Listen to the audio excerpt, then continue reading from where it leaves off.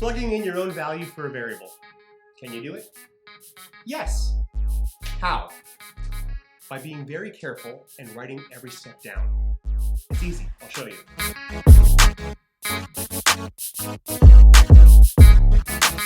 Welcome to Perfect Score with Carl Rosenthal, your source for SAT and ACT math preparation. Come for the math tips, stay for the kitty cats. It is great to have you here. Before we start, this is my humble request to have you lightly tap the like button. Thank you very much. Let's begin. So, by plugging in real number values in for variables, you automatically turn an algebra problem on the SAT and the ACT into an arithmetic problem. So, you end up solving for a real value, and I think we can all agree that is more concrete and a little easier than algebra in the end. You can plug in your own value for any question that has variables in the question and the answer choices. So here's a little hint. If the question contains a restriction like x must be greater than 0 or x cannot equal 2, that is important because that is a hint for you. That is the test telling you, go ahead, plug whatever you want in, just don't make it these numbers. So there are three basic rules for plugging in variables on the SAT and the ACT. Number one, this is very important. If the problem contains both variables and constants, you can plug in for variables. You cannot plug in for constants. We will look at a question like this so you can see what I mean. Number two, you can use any number you like to plug in. But if you plug in 0 or 1, it might get a little weird. 0 and 1 will work, but unfortunately, it kind of makes it seem like more than one answer is correct. If that happens, you got to start again with a different number. So the solution is plug in 2. Starting with 2 is always a good idea. Rule number 3, you have to plug in your number into the question and all 4 options in the SAT and all 5 options in the ACT. This can get tedious and sometimes it takes a long time, but the benefit is when you finish it, you will be 100% sure that your answer is correct. All right, let's try some examples from both the SAT and the ACT. Okay, let's start with an example from the ACT. This is number 6, should be pretty easy, a good place to start. So, as promised, we have decided on x equals 2. Our first step is to evaluate this expression with 2 plugged in for x. Let's go ahead and do it, get a real number. We have 2 times 4 times 2, plus 7, minus 3 times 2 times 2 minus 4. Okay, let's keep going. Let's solve what's inside the parentheses. 2 times 4 times 2 is 8, plus 7 minus 3 times 2 is 4 minus 4. Notice how I'm writing down every single step. This is crucial. 8 plus 7, as we know, is 15. And 4 minus 4 is 0. Last step. 2 times 15 is 30. 3 times 0 is 0. 30 minus 0 is 30. So, if x equals 2, this expression is 30. We now want to find the other expression that equals 30 when x also equals 2. Let's start with option F. F says x plus 2. Well, if x is 2, that's going to be 2 plus 2 equals 4. Definitely not 30. F is definitely out.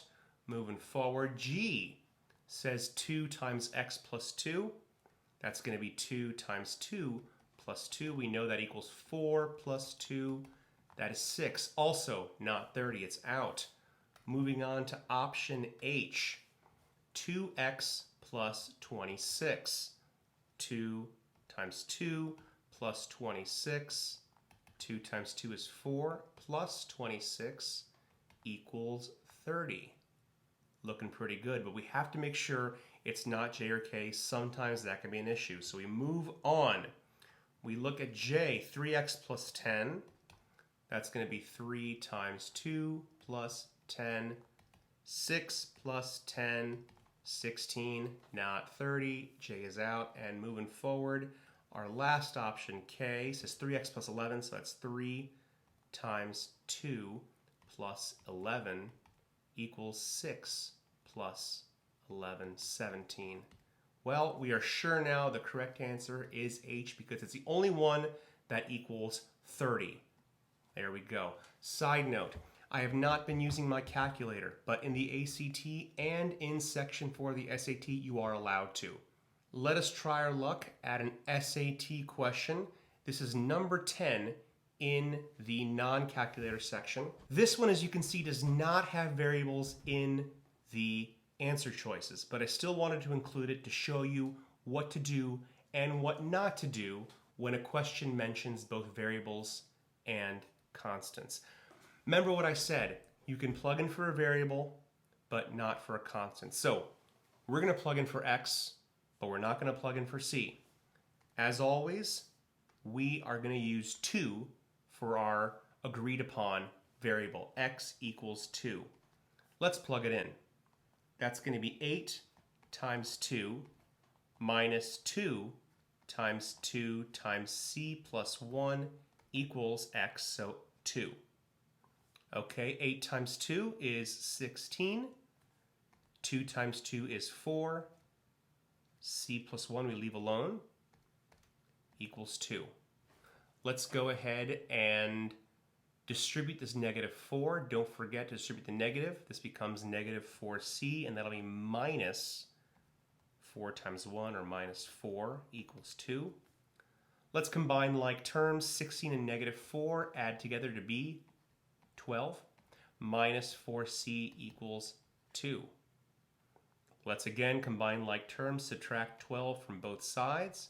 This cancels out. We're left with minus 4c equaling 2 minus 12, which is negative 10. And let's divide both sides by negative 4 so we can isolate what we want, which is c. And c equals negative 10 over negative 4. Let's reduce this, cancel out the negatives, and factor out a 2 from both top and bottom. We are left with 5 over 2. And look at that. That is our answer. Fantastic. I now want to look at another SAT example that's a little bit tougher because it involves squares and fractions, but as you can see, they give us that hint. X must be greater than 0. Hint taken. We're going to say x equals 2. And now our first step is to evaluate this expression when x equals 2. Let's plug it in. We get 2 over 3 times 2 squared minus 1 over 6 times 2 squared. Step by step, this left side becomes 2 over 3 times 2 squared. 2 squared is 4. Minus 1 over 6 times 2 squared. 2 squared is 4. Let's keep going. This becomes 2 over 12 minus 1 over 24. To subtract these two fractions, you need a common denominator. I think it's got to be 24. So this becomes 4 over 24. Multiply both top and bottom by 2. Minus 1 over 24. We have our common denominator. It is 24. This subtraction is 3 over 24. And let's go ahead and reduce this fraction if we can. We can by a factor of 3, and we get 1/8. So we know that when x equals 2, this equals 8. We have to go through all 4 of these and find the option that gives us 1/8. We are going to start by plugging in 2 into option A. This is going to be negative 1 over 2 times 2 squared. Next step, this becomes negative 1 over 2 times 2 squared, which is 4. Negative 1 over 2 times 4, which is 8. Negative 1/8, that's pretty close, but it's not positive 1/8, so we know A is wrong. We move forward to option B. Negative 1 over 3 times 2 squared. We're plugging in 2 for x. This equals negative 1 over 3 times 2 squared, which is 4. This becomes negative 1 over 3 times 4, which is 12. Negative 1/12. Negative 1/12, again, close, but not 1/8. It's out. And then we move forward to option C. We have 1 over 3 times 2 squared. It looks familiar, very much like the last one, but let's go ahead and do it. This becomes 1 over 3 times 2 squared, which is 4. And we get positive 1/12. So we know the answer is D, but we've come so far. Let us make sure. 1 over 2x squared, that's 2 times 2 squared, equals 1 over 2 times 2 squared, which is 4. And 2 times 4 is 8. Look at that. We have positive 1/8. We took the long road, but we got there. Awesome. For this last problem, I challenge you to pause the video right now and try this out and see if you can do it. As you can see, this one is number 38 in the ACT.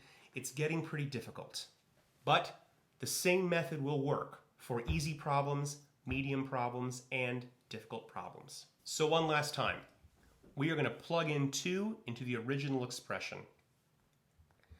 2 plus 1 over 2 cubed minus 2. All right, so we get 3 up top. In the bottom, 2 cubed is 8 minus 2. This becomes 3 over, well, 8 minus 2 is 6. 3 over 6. As always, let's reduce that to 1/2. That's a pretty clean number. We know if x is 2, one of these expressions will equal 1/2. Let's figure it out, starting with option F. Option F says 1 over x squared. That's going to be 1 over 2 squared minus 1 over x cubed, or 1 over 2 cubed. Now we know 1 squared is 4. Sorry, we know 2 squared is 4 and 2 cubed is 8. We have 1/4 minus 1/8. Let's be totally diligent. Combine them by using a common denominator. 2/8 minus 1/8. That's 1/8. It's definitely not 1/2. F is out. We move forward and look at option G. 1 over x cubed, that's 1 over 2 cubed, minus 1 over x, 1 over 2. That gives us 1 over 8 minus 1 over 2. Not looking good, but let's be sure. 1 over 2 with this denominator is 4 over 8. 1/8 minus 4/8, that's negative 3/8. That's even further away. It's not G. Let's move on to option H. 1 over x squared minus 1. Okay, let's take a look. 1 over 2 squared minus 1. Okay. Evaluate the bottom. 2 squared is 4 minus 1. That's 1 over 3. Still not 1/2. It's not that. It's got to be either J or K. Let's keep going. We then look at option J. 1 over x squared minus x. That's 2 squared minus 2. Okay. We know that'll be 4 minus 2. Ooh, this equals 1 over 2. J is the answer, but as always, we'll not circle it until we are sure it is not K. We take a look at option K. 1 over x cubed. Well, that's 1 over 2 cubed. That's 1/8. Just like F, also wrong. Get her out of there. The answer is J. Thank you for watching. Make sure to tune in later this week for another video.